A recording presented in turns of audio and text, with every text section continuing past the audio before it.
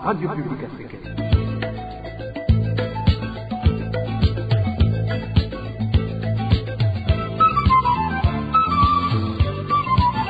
Radio Publique Africaine.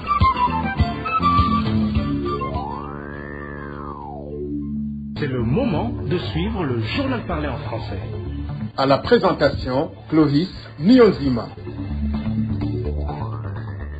Nous sommes jeudi 30 octobre 2025. Bonjour et bienvenue à mes fidèles de la RPA à ce journal dont voici les principaux titres.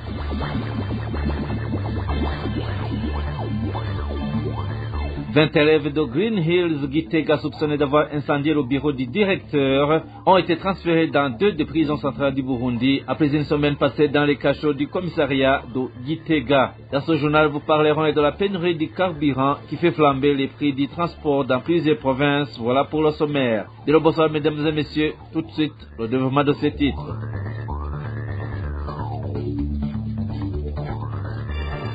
Ouvre ce journal par la page santé. Se faire dépister le plus souvent est le meilleur moyen de savoir si on ne souffre pas de maladies cardiovasculaires qui menacent la santé de milliers de gens au monde, sans épargner le Burundi. Le monde célèbre la journée de lutte contre ces maladies en date du 29 octobre. Et l'Organisation mondiale de la santé indique que ce moment est une bonne opportunité de rappeler que tout le monde doit s'impliquer dans cette lutte. Eric Nyonzima revient sur les causes et les moyens de prévention.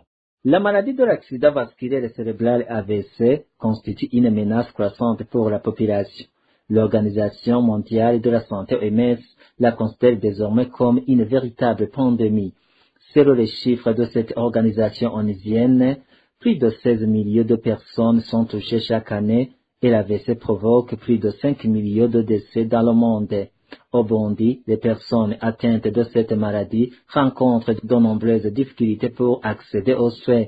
Les prestataires de santé expliquent que l'AVC survient de manière soudaine, paralysant une partie du corps, de la joue jusqu'à la jambe, et les seuls membres atteints sans énergie. Le docteur Deonda Chimier, interrogé par nos confrères de la RTNB, souligne que la mauvaise alimentation et le manque d'exercice physique figurent parmi les principales causes de cette maladie. Ainsi, les principaux facteurs ayant des effets néfastes sur le cœur et la tension artérielle comprennent la consommation excessive de sucre, de tabac, d'alcool, ainsi qu'une alimentation riche en graisse. Autrement dit, notre manière de nous alimenter joue un rôle déterminant dans l'apparition des accidents vasculaires cérébraux. Une mauvaise alimentation marquée par l'usage excessif d'huile et de sel dans la préparation des repas en est la cause principale. Le second facteur de risque important est le manque d'activité physique ou l'absence de temps consacré à l'exercice physique. Il recommande un dépistage régulier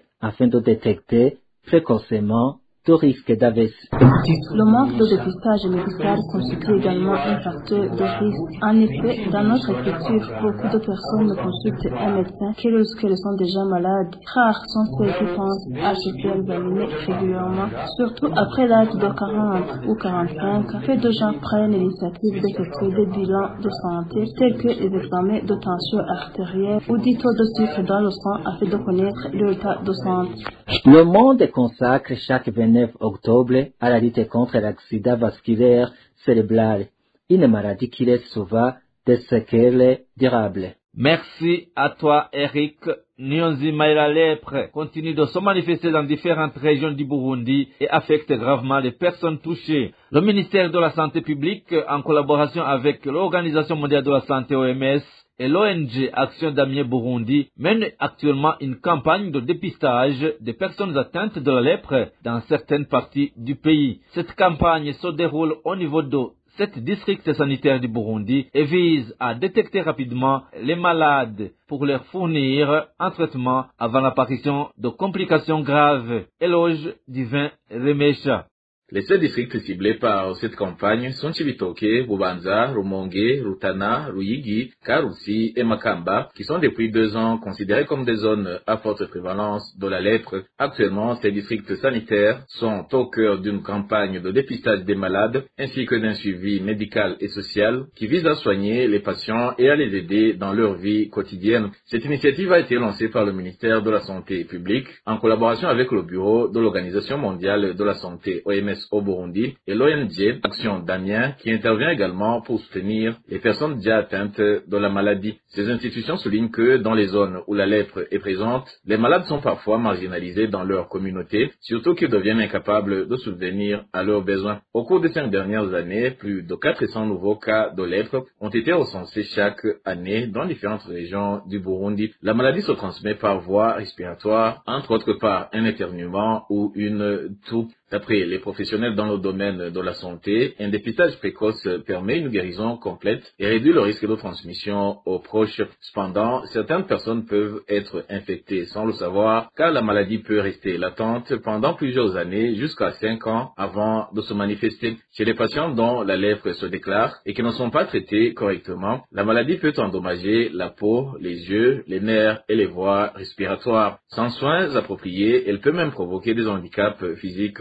graves, y compris la perte de la vue. La maladie de la lèpre est classée par l'Organisation mondiale de la santé parmi les maladies tropicales négligées.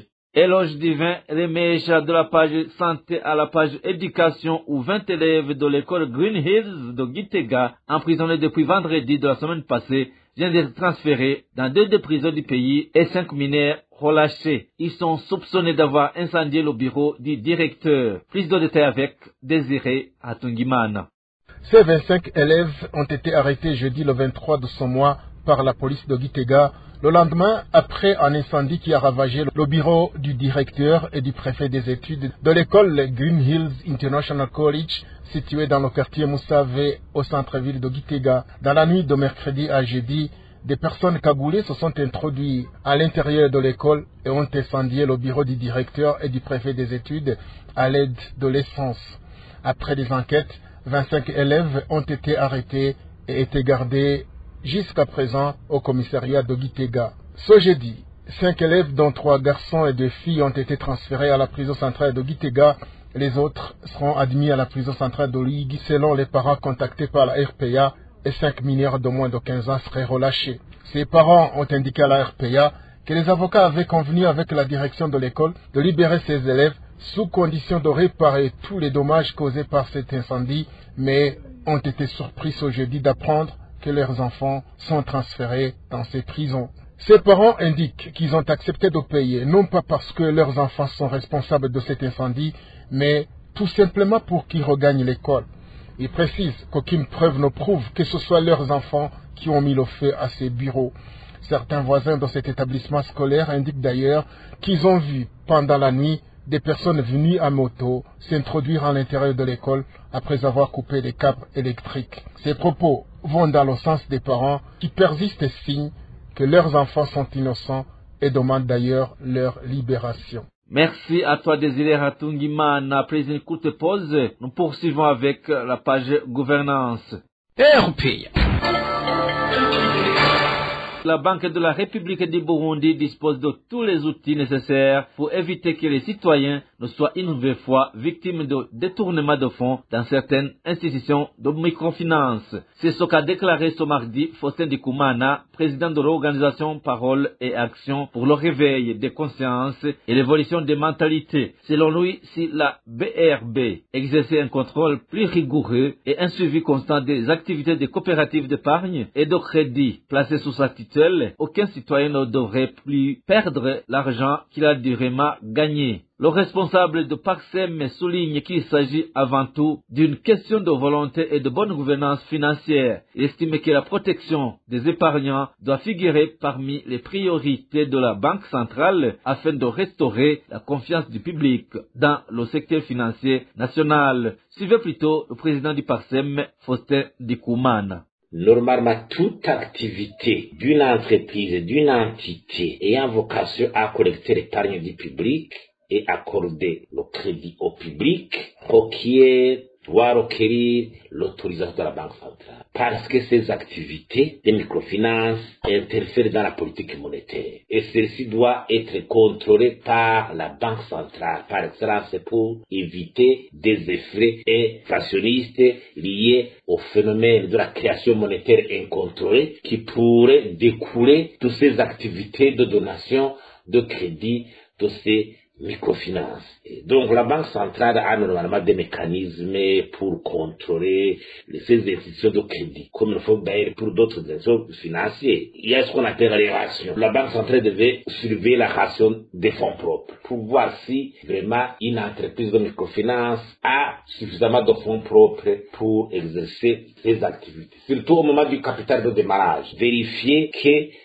ces entreprises, au moment du capital de démarrage, si ce capital a été libéré en entièreté. Parce qu'il y a toujours des cas où les fondateurs de ces entreprises de microfinance se contentent à utiliser l'argent du public seulement, sans libérer les propres capitaux propres. La ration de trésorerie pour vérifier la trésorerie de ces entreprises, pour faire face aux charges et aux demandes de crédit, ou de retrait des éventuels retraits. La ration de solvabilité. Tout cela doit être contrôlé et surveillé. Tout compte doit être régulé pour voir même s'il n'y a pas de créances en souffrance, litigieuses ou contentieuses. Donc, je crois que la Banque centrale ne devait pas se dédouaner dire que s'il y a des cas où il y a de tricherie de quoi, que ça ne le concerne pas, la Banque centrale doit avoir un droit de regard, de contrôle, de surveillance à travers ces mécanismes. La Banque centrale pourrait même inventer d'autres mécanismes innovants pour vraiment recadrer le fonctionnement de ces institutions financières, donc en l'occurrence les microfinances. Ces déclarations interviennent peu après la sortie médiatique de la BRB qui s'est dédouanée des difficultés rencontrées par certains épargnants floués par des institutions de microfinance.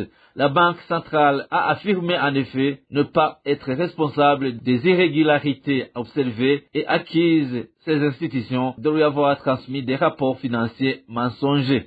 Poursuivons ce journal par page agriculture. Les membres de l'association engagée dans la promotion de l'agriculture, de l'élevage et de la protection de l'environnement FACHA affirment qu'il s'agit d'un grave préjudice pour les agriculteurs lorsqu'ils ne reçoivent pas les fertilisants à temps. Cela finit par compliquer leurs relations avec les banques qui leur ont accordé des prêts. Il appelle donc les agriculteurs à recourir à l'utilisation de l'engrais organique produit localement, notamment à travers le compost et l'élevage, afin d'augmenter la production d'engrais naturels. Écoutez Patrice Savoguheba, président de l'association FACHA. Quand la quantité est suffisante et revient tardivement. Et tardivement dit la perte de ce petit cultivateur, de ce petit agriculteur. Alors, c'est que cette dépendance fait que le petit paysan qui vit de l'agriculture tombe dans la perte et dans la perte sèche. Il faut alors penser à revenir en arrière, reculer pour mieux sauter et recombiner l'agriculture et l'élevage comme ça se faisait dans le temps avant ces histoires d'engrais chimiques, d'engrais fabriqués. Donc, revenir à la création propre du fumier par l'agriculteur, l'élevage, les compostières. Et là, l'agriculteur devient autonome. Il prend sa régularité dans la semaille, saison A, saison B, saison C, selon qu'il a déjà disponibilisé les semences, il a déjà disponibilisé le fumier. Pour le moment, on est déjà dans la dépendance de la société FOMI. Le gouvernement ne fait rien presque parce que le ministère de l'Agriculture, de l'Élevage et de l'Environnement a constaté que la société FOMI n'a pas encore produit plus de 27%. Alors, il faut attendre jusqu'à quand on ne sait pas. La perte revient toujours à l'agriculteur, petit agriculteur. Par ailleurs, Patrice Savoguheba lance un appel au gouvernement afin qu'il se rapproche de la population et l'aide à apprendre comment produire des engrais locaux sans rester uniquement dépendant de l'entreprise FOMI. Encore une fois, Patrice Savoguheba. C'est le gouvernement qui va aider les petits agriculteurs qui risquent de perdre. Vous savez, l'agriculture aujourd'hui est encore la base de l'économie burundaise. C'est elle qui fait vivre toutes ces communautés locales qui envoient des enfants à l'école, et le gouvernement devrait évaluer la politique de l'élevage dans les enclos, dans les paddockages, parce que actuellement, il y a un manque de fumier. Quand il y a un manque de fumier, on doit recourir à l'élevage qui produit plus de fumier, notamment l'élevage des vaches, des moutons, des chèvres, des porcs. Il faut voir les techniques modernes qui peuvent améliorer cet élevage, quitte à être autonome dans la production des fumiers, dans la production des semences, dans la production des intrants. C'est-à-dire que dans cette autonomie, l'agriculteur va réduire la dépendance de ces sociétés étrangères. Page société pour clore notre journal. La pénurie de carburant qui persiste un peu partout dans le pays entraîne une hausse continuelle des prix de transport. Certains citoyens des provinces de Bujumbura, Muyinga dans la région de Buhumuza et Mwaro dans la province de Gitega affirment que les prix ne cessent d'augmenter de jour en jour. Ils ajoutent que même lorsqu'on en trouve sur le marché noir, le litre et demi coûte entre 16 000 et 22 000 francs burundais. Hervé Niouhire nous rapporte la situation dans ces provinces.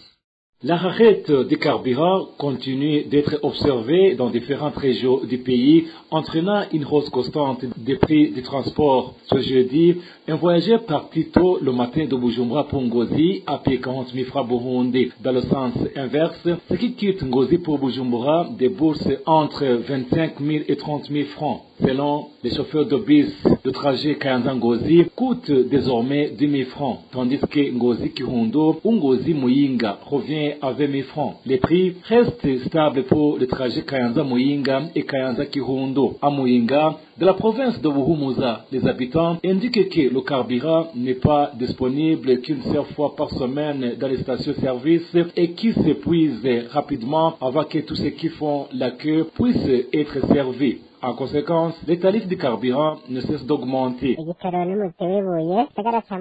carburant est devenu une ressource rare et précieuse comme une pierre précieuse. La ville de Muyinga, principale agglomération de la province de Buhumuza, compte 6 stations-service, mais une seule parmi elles reçoit du carburant une fois par semaine. Les files d'attente y sont interminables. Certaines personnes patientent si longtemps qu'elles en oublient l'heure et souvent le carburant s'épuise avant qu'elle ne soit servie. Cette situation entraîne une hausse continue des prix du transport. Le trajet Muyinga-Bujumbura coûte désormais 30 000 francs burundais, ce qui montre qu'il n'y a aucune accalmie dans les frais de déplacement. La situation reste très difficile.